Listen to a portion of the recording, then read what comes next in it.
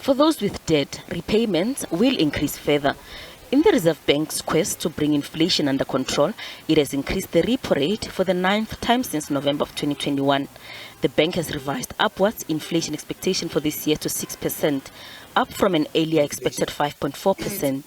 Mainly to blame is food, fuel and electricity inflation.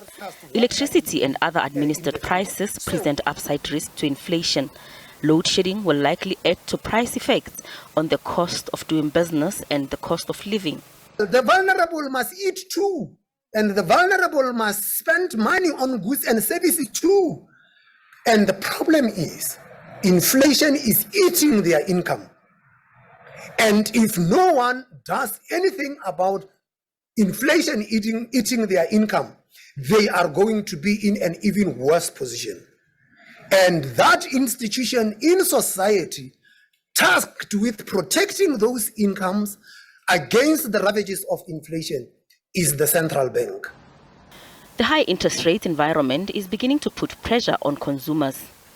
Credit is always a good indicator, especially your sort of more short-term credit, transactional, your sort of volumes of transactions. That gives you a good indication of when interest rates are starting to bite. Also very often prices, because prices respond very quickly to what is happening in terms of demand.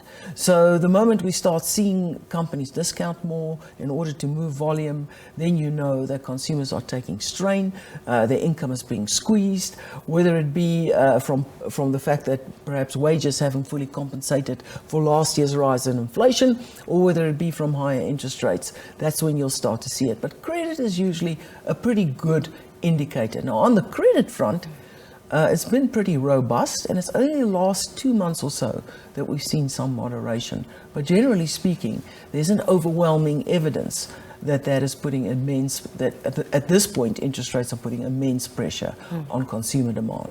Following this announcement, the rand strengthened, retreating back to the 17 rand range against the US dollar. The rand moved through 18 rand to US dollar, strengthening into the 17 range. This has resulted as a consequence of some narrowing in the interest rate differential between South Africa's interest rates and the United States. While rand strength is important, or some strengthening in the rand should we say, in order to help limit the rise in inflation, and indeed probably one of the reasons why the Reserve Bank increased by 50 basis points a day instead of by 25 basis points, it obviously does make the lives of the indebted more onerous. The Reserve Bank has again revised downwards growth forecast for this year to 0.2% from an earlier 0.3%. This, it says, is as a result of the intense rolling blackouts and logistics challenges impacting businesses negatively. Gloria Sefako Musi, SABC News, Johannesburg.